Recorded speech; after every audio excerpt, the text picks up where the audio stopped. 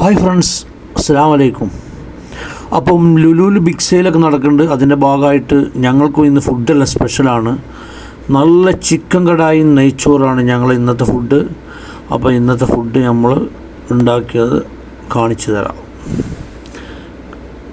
അപ്പം നെയ്ച്ചോറും ചിക്കൻ കടായും സലാഡും.